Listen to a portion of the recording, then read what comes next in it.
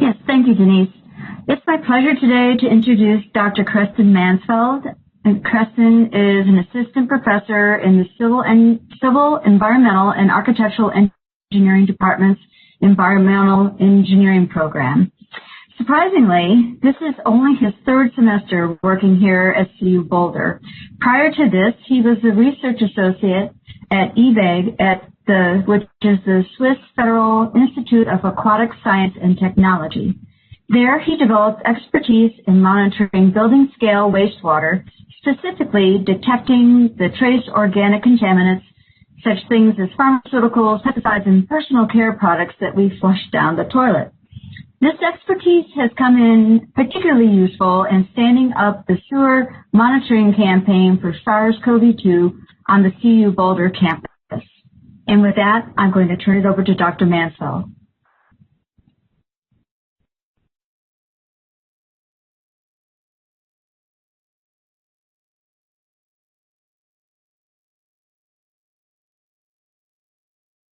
Adding another layer of monitoring and tracking what the virus progression is doing on campus. So as Holly introduced, we have stood up a campus sewer monitoring network, and we've been calling it CU-SU, or kind of internally Project Half Shell. So the outline of the talk that I'll be going through today is kind of going through the history of the project and what we've learned over the past semester, discuss some of the current monitoring that's still ongoing because the system is active up through Thanksgiving, and then kind of really present on the utility and the usage of the data, so how we're actually using it to inform decisions on campus, and to discuss the future directions, how this will actually complement the plans for CU Boulder as we navigate into the spring semester and also as the vaccines are starting to roll out. To begin with, an estimated 40 to 80% of infected individuals with SARS-CoV-2 actually shed the virus through fecal matter.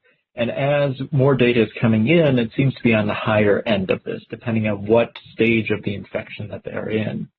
And this enables a passive and semi-anonymous method to actually track SARS-CoV-2 in communities, as well as to assess people who may not even know that they're infected in a lot of the asymptomatic individuals. To stand this up on campus, what we were able to do is access the manhole units that was displayed here and just have a very simple structure set up to withdraw volume of the wastewater over time. This method is not unique to CU Boulder. It's actually, as this information came out, that you're able to monitor through fecal matter. Different nations, different campuses, different states have been employing a monitoring network to be able to see how the SARS-CoV-2 has progressed and moved into different communities. In the Colorado region, the CPDAG partnered with Colorado State University, as well as about 21 wastewater treatment plants to monitor SARS-CoV-2 actually throughout the Front Range. Here at CU Boulder, earlier in May of this year, as the campus was planning what to do for the fall semester, the testing program actually expanded to include a wastewater effort underneath the guidance of Vice Chancellor Dan Jones, Professor Roy Parker, and Professor Leslie Leinwald. They approached me because they knew about my experience with wastewater and said, is this something possible and something actually able to be done on campus? And after analyzing the system that exists here at Boulder, we had certain advantages with having concentrated residents in dorm structures. And additionally, we had access to the manholes in not necessarily center lined up streets, but often in green pasture areas or right outside of the residential structures themselves. So we identified 20 locations with 23 of these pump stations set up around them as priorities for the monitoring during the fall semester. And this selection was also based on the ability to subdivide the campus populations into about 300 individuals per each individual sampling location. What the actual sample units themselves look like is they were self-constructed because we had to create something that was much more economical than commercially available sample units on the market. And so there are these black boxes that are established throughout the community, and they really just contain a cooler that contains a jerry can that also has ice to be able to cool down the sample to ensure that you don't have biological degradation. It's connected to a peristaltic pump that just slowly withdraws liquid from down below, and you gain about 10 to 15 liters of wastewater over 24 hours. We have a crew that goes out and samples these stations on a 24 each day and withdraws a certain volume and brings it back to the laboratory. One thing to note is first the picture is that's my ungloved hand, and I realized afterwards it's like, well, I should not be presenting ungloved hands, especially to a safety biological association, but we'd make sure to disinfect everything very rigorously out in the environment. But the key takeaway is that the wastewater samples that we're withdrawing are actually very dilute. Sometimes there's a misnomer with what sewage is moving through, that it'd be a very concentrated and very turbid system. But in reality, because of all of the kitchen, all of the showers, all of the laundry that is also moving through the system, you have a very suspended solid situation that is dilute. We bring the sample back to the laboratory, and by we, I mean we have a team of graduate student samplers that go out to actually collect the liquid samples, and undergraduates who really go out to service the stations. And so early on in this project, I wanted to be able to involve as many students as safely as possible. So I was able to collaborate with the environmental health and safety to craft protective measures to allow the students to be confident in interacting with the stations and to ensure that they were not being exposed to raw sewage. And so SARS-CoV-2 is of definite concern in the sewage, but we also have all of the other classical materials of cholera, of any flu particles, of any of the normal cold particles. And so we had to craft very secure measures. And so we will revisit a lot of the actual safety gear at the very end, because that was something that evolved throughout the project to ensure that everyone who was involved was very safe. And one thing that was very advantageous about operating on CU Boulder, as we stood up different techniques, is there's a lot of expertise on campus that allowed for collaborative stitching together of different monitoring programs. So as we were organizing our own molecular assays, we were able to utilize the experience of Dr. Tassa Saldi and Dr. Erica Lazda, and they're both central members and managers of the saliva monitoring campaign that is also occurring on campus. And so they were able to run independent qPCR tests to detect the SARS-CoV-2 signal. What I mean by the SARS-CoV-2 signal is we're actually doing quantitative polymerase chain reactions in the lab. And so we are specifically monitoring for the nucleic capsid and the envelope genes on the RNA of SARS-CoV-2. And what we also have to have is a normalization for how much human material actually is within the sewage network itself. You could imagine it, depending on the day, depending upon how many people are in the building, what they're doing in the building. Is there a food service? Is there a laundry service? You have different dilutions.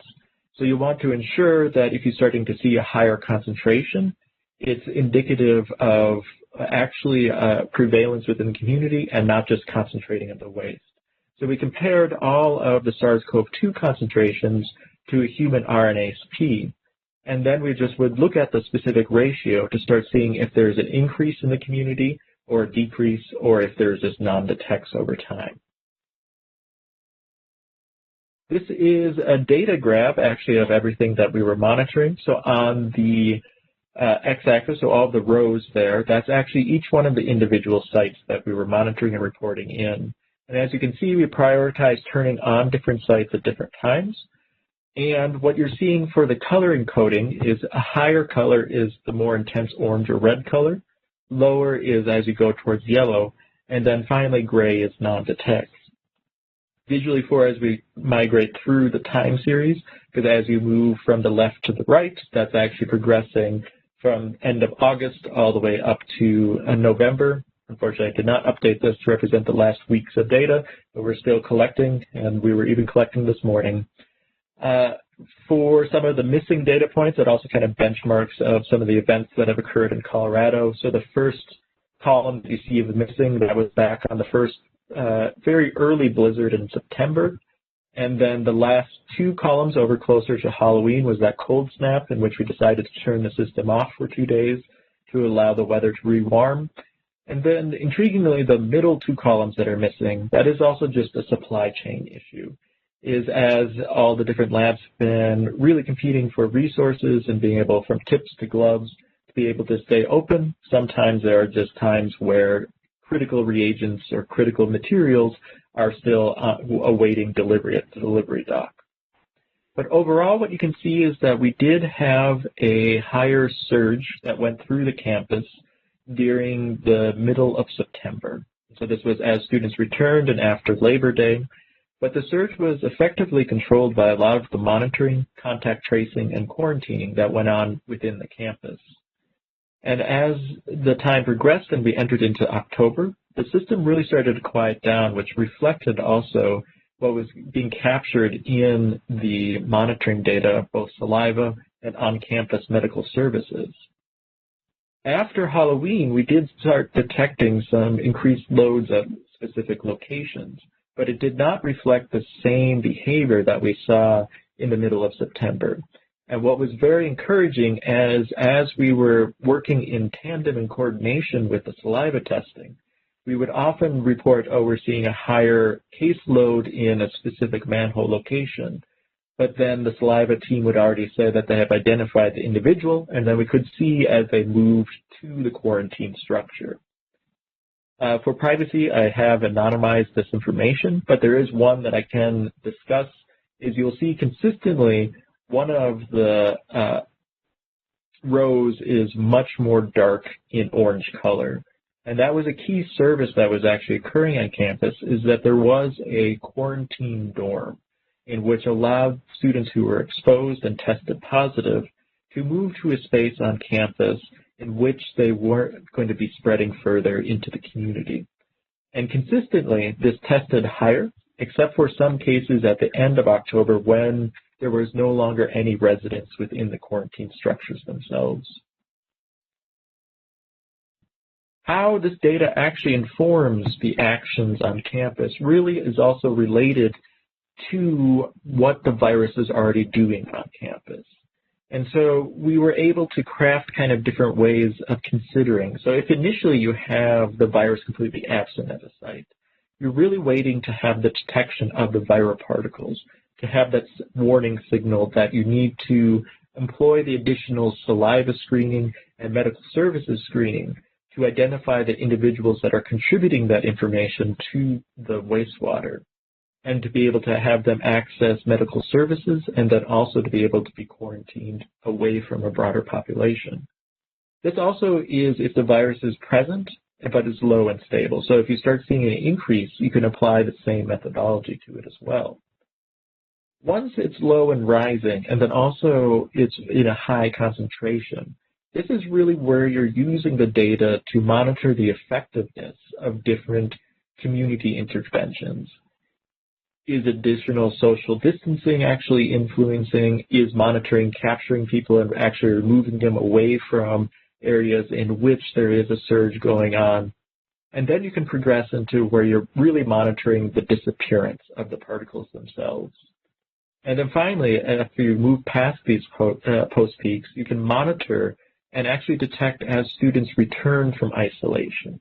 So although you move beyond the infectious stage, you are still shedding some of the RNA virus particles, and we could see signals after some of the wastewater would test clear that the students were returning from isolation. And so currently on campus, we do not have a high concentration within the sewer network. We're much more at low or absent, and then also monitoring certain sites that are coming off of a surge after Halloween. Where we're moving into the future is we're developing a more sensitive technique for running some of the molecular analysis on the qPCR or digital droplet PCR to reflect other control indicators that can exist in the waste. So this would be some bacteriophages or other viral particles that are usually consistently representative of human activity within the sewer network. And additionally, we are working on different cold plan protocols and trying to ensure the safety of the different sample stations and so that we don't have cataclysmic events. Luckily, even though that first blizzard went through when full leaves were on the trees and branches were coming down, we only had this one tiny branch hit one of our stations and it caused no damage whatsoever. And as I mentioned, this is a daily exercise. Every day we have a crew out there actually going to sample and going to collect and bring it back to have very informative and timely decisions going on campus. And so we are slowly winding down. Monday will be our last day in the field, but we are going to be preparing for the spring semester as well. One of the bigger questions that still circulates in the field is how infectious is SARS-CoV-2 in wastewater? And this really speaks to the nature of wastewater itself, because of all of the same surfactants, all of the same disinfectants that people are using to treat their hands, treat their surfaces, end up in the wastewater as well. So then the question becomes, with the viral particles that are moving simultaneously through the system, is it actually a source of infection or not? And that's a question that we didn't really want to play with substantially. We just wanted to assume that yes, it is infectious and really design our safety protocols around that assumption. And this was specifically tied back to knowing that a lot of young researchers were going to be involved in this project. How do we implement the best procedures for them to go out in the field? What we found with the graduate sampler is the gear that we really settled on is to have a Tyvek base layer so that you have a first-on barrier for any clothing that they're actually wearing in to work that day. And then above that, we also have a neoprene rain gear. So often just with the warmth of these, students wear the Tyvek layer plus the overalls and not the full-on coat as well. And then two different types of gloves, depending upon how cold it is outside. Either you just have the normal neoprene gloves themselves or a cold weather insulated layer. Working with the EH&S here at CU Boulder, we were also able to secure N95 masks for all of these individuals that would be going out to sample on a daily basis. And then finally, having secure goggles to ensure that no splash issues actually occur. For the undergraduates, they're really servicing the stations in which they're replacing some of the ice and they're replacing batteries, so they do not come into contact with the liquid as much. Therefore, we had not as high of a risk associated with it, so we didn't also gear up to the same level. Each undergraduate is actually assigned a jumpsuit, and then they have normal neoprene gloves, plus safety glasses, and then a cloth mask as well.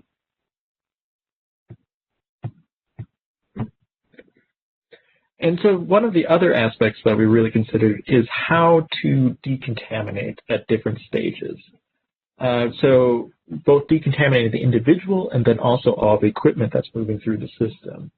So first, when they arrive, everyone has to wash hands, and then they also ethanol wipe down everything that's going to go out to the field. And in the field themselves, undergraduates spray the stations with ethanol, and then graduates also carry bleach solution that they can wipe down different different parts of the sample station with. We also devised a spill and internal leak protocol. So spills for undergraduates would be basically if some cataclysmic event that they saw at the station happened. If a pickup truck backed into one of the stations and knocked it over, they carried an absorbent material to basically quarantine any sewage. Luckily, we've never had one of those events go through the system.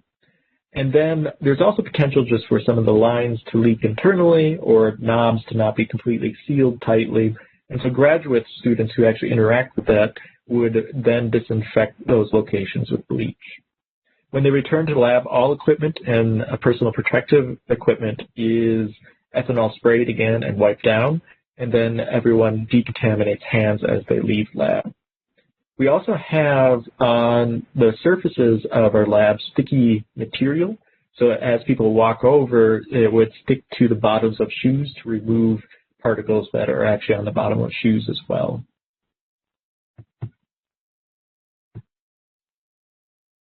one of the things that really assigned confidence to operate with such a large lab during this time period, overall we had 27 participants really standing up this project, is to be able to continuously monitor for any infections that would be going through our team.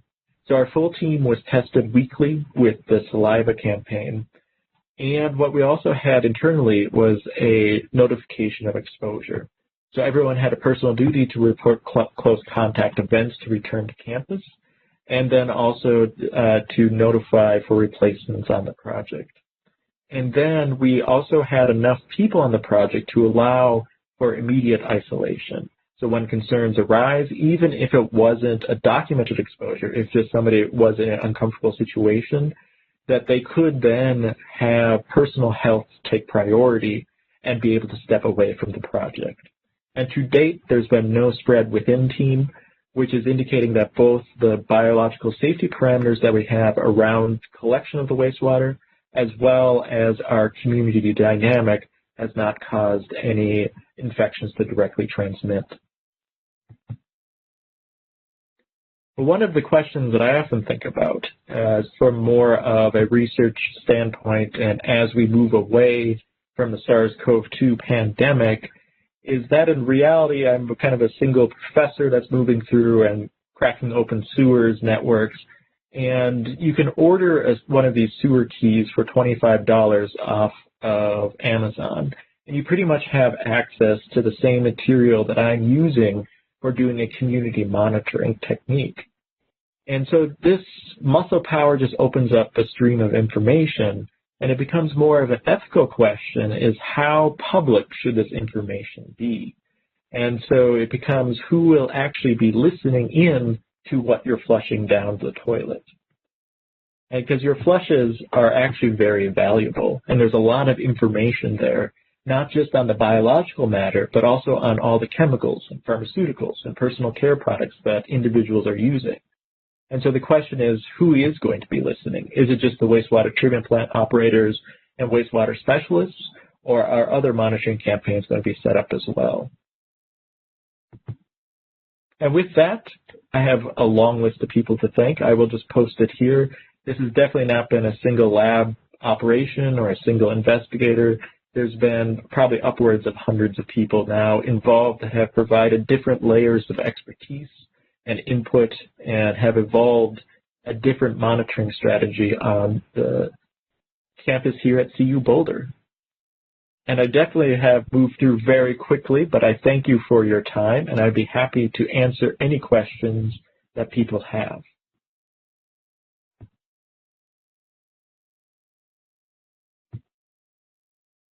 Ooh, I saw one quick question right there was, how do we actually track down and isolate?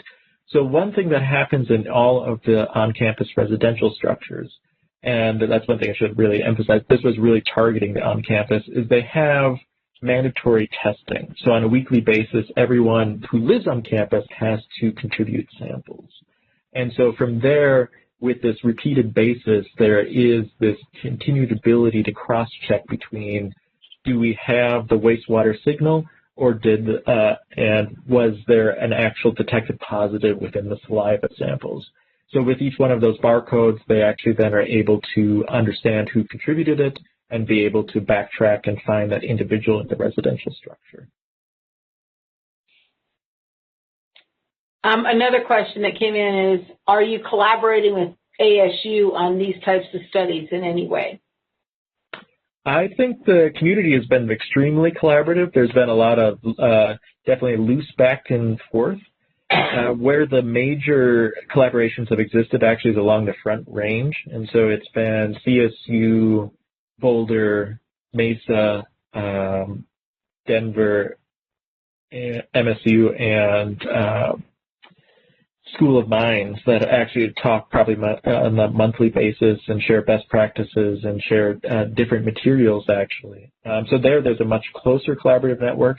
And then nationally, there's actually a waste-based epidemiology collaboration that's been set up and been funded by the NSF to also share best practices.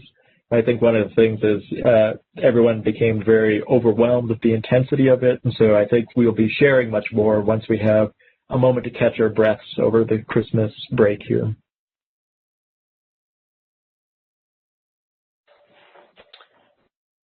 ASU and U of A are doing this research also. Good to know about the national organization also, just as a comment.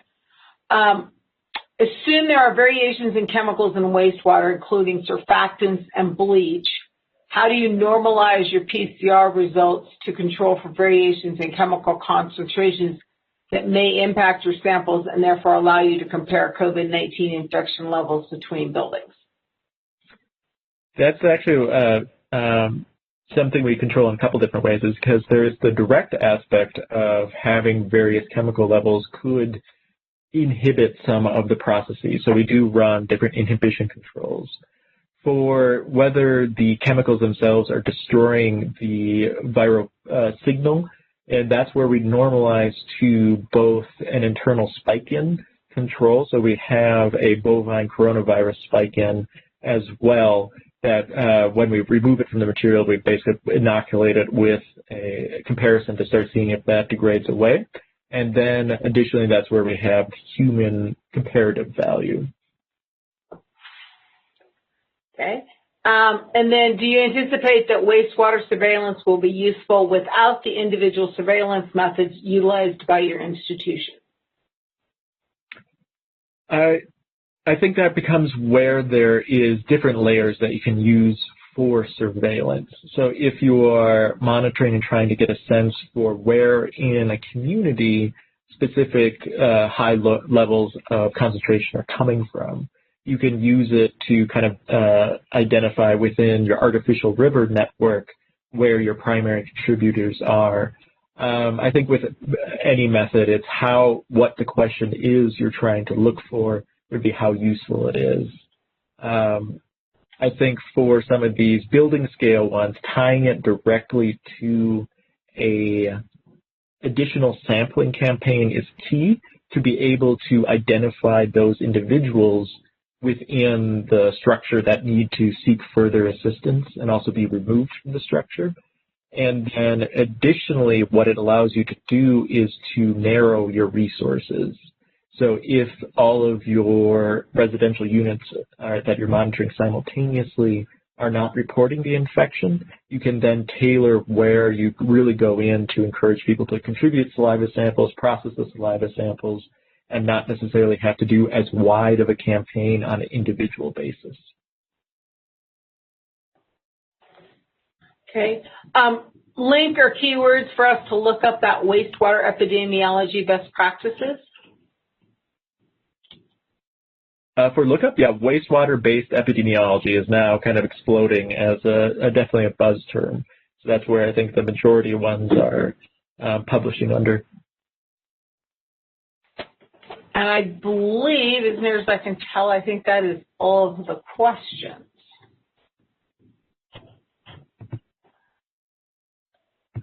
Well, thank you all for your time today.